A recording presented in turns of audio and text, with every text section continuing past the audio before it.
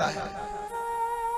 त्रिवेणी तीर्थ से हम लोग 1 मील ऊपर बढ़ते हैं, जलकोटी नाम का घाट आता है, और जलकोटी घाट से हम लोग केवल 2.5 मील ऊपर बढ़ते हैं तो यहां से प्रारंभ हो जाती है राजाधिराज महेशमती के सम्राट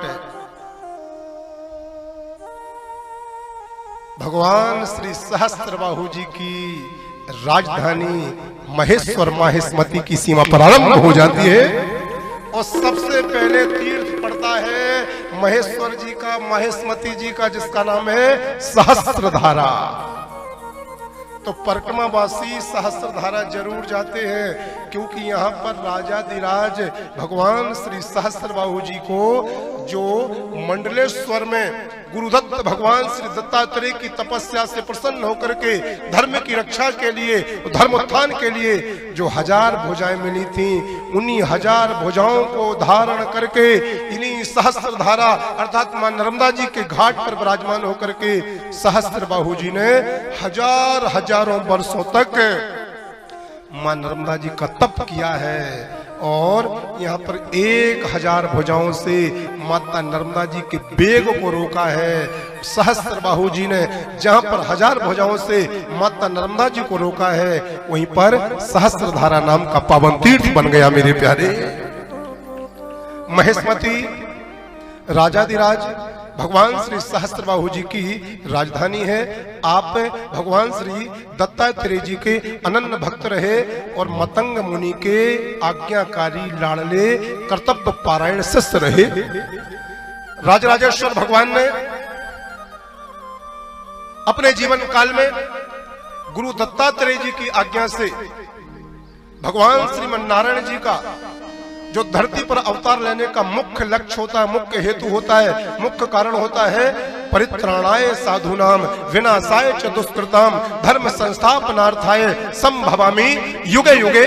भगवान श्रीमन्नारायण का अवतार लेने का जो मुख्य हेतु होता है अधर्म का नाश करना, धर्म की स्थापना करना, तो भगवान श्रीमन्नारायण के संकल्प को सहायतार्थ सुदर्शन अवतार भगवान श्री सहस्त्रार्जुन ने इसी महेशमती नगरी में रहते हुए भगवान श्री नारायण के संकल्प को आपने अपने 1000 भुजाओं से पूरा किया है।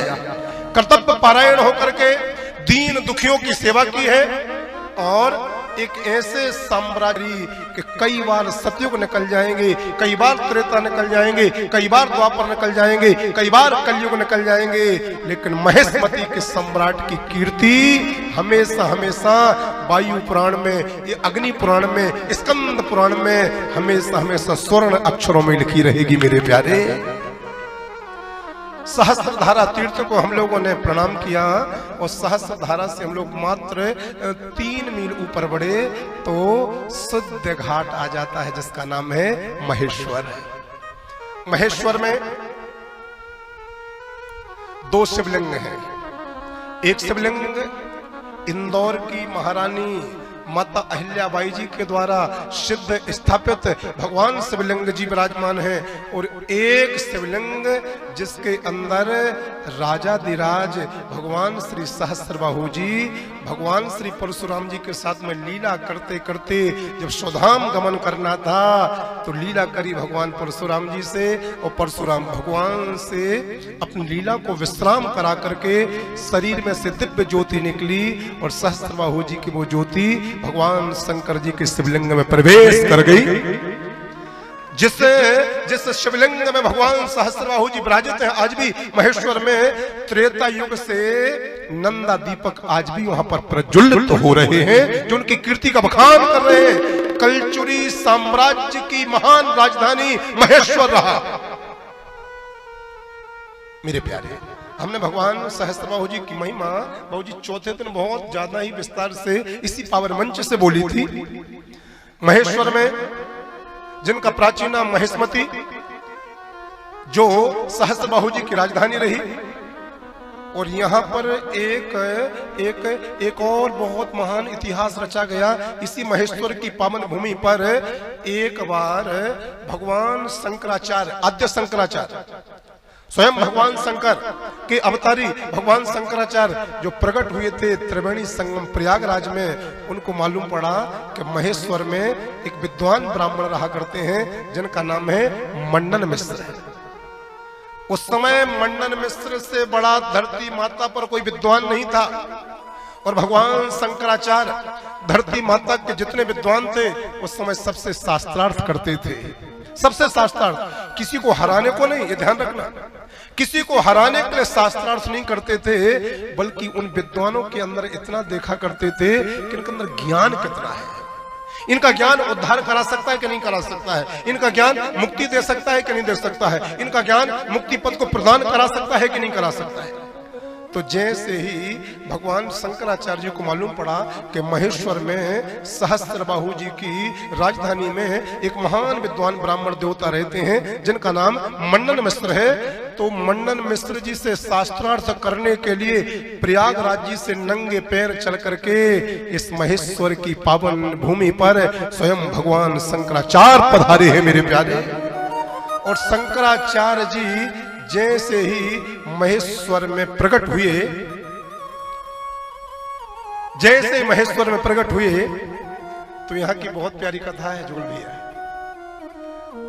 शंकराचार्य भगवान जब महेश्वर में पहुंचे तो मंडन मिश्र के घर में पानी भरने वाली पनहारियां लगी थी।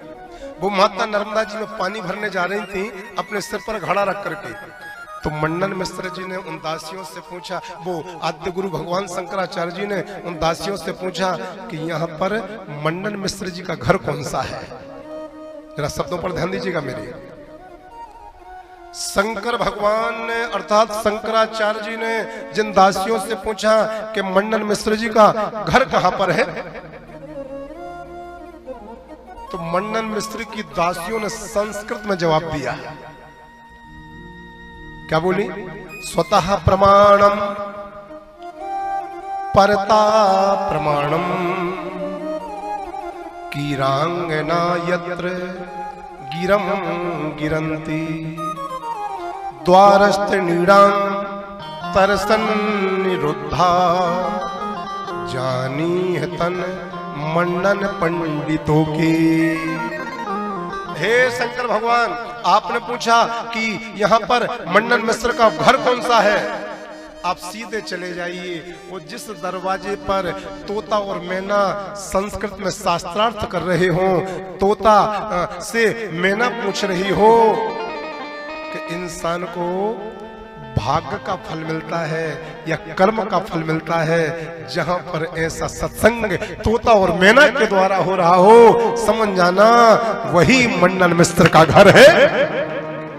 जब मंडन मिश्र के दास दासियों के द्वारा संस्कृत का वार्तालाप भगवान शंकर ने सुना, आश्चर्य पड़ गए। धन्य है महेश्वर, धन्य सहस्त्रबाहु जी की ये पावन राजधानी, जहाँ के विद्वान ब्राह्मण तो संस्कृत बोलते ही थे, जहाँ के रहने वाले तो संस्कृत में वार्तालाप करते ही थे, लेकिन धन्य भगवान सहस्त्रबाहु जिनकी नीति रीति सिद्धांत इतने महान थे कि उस महेश्वर महेशमती के पक्षी भी संस्कृत में वार्तालाप किया करते थे। प्यारे ए महेश्वर धरती माता का।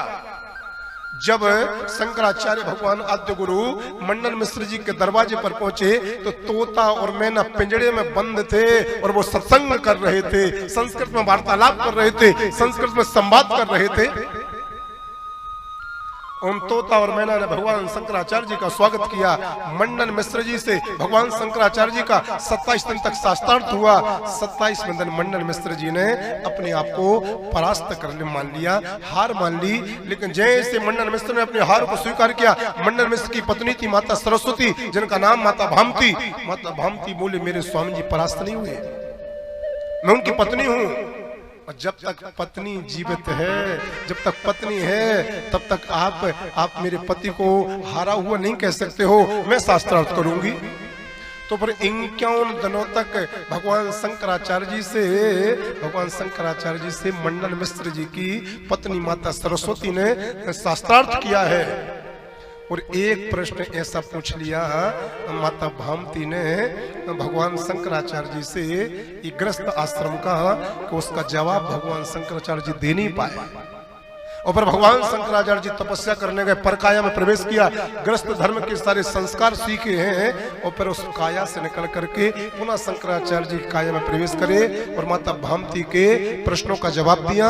और फिर आगे चल करके वर्णन ऐसा मिलता है कि मंडन मिश्र और माता भामती दोनों ही आद्य गुरु भगवान शंकराचार्य जी के शिष्य बन गए। मेरे प्यारे, महेश्वर की पावन भूमि को हम वंदन करते हैं, प्रणाम करते हैं। महेश्वर से कुछ दूरी पर हम जब आगे बढ़ते हैं तो गादी नाम की नदी आती है, मां नर्मदा जी में मिलती है। यहाँ पर गादी नर्मदा संगम कहा जाता है। गादी नदी से जैसे ही हम लोग थोड़े से और बढ़ते हैं आगे, करीब करीब 3.5 मील ऊपर, तो यहाँ पर गुप्तेश्वर महादेव बड़े सिद्ध स्थल कहलाता है मां नर्मदा जी का।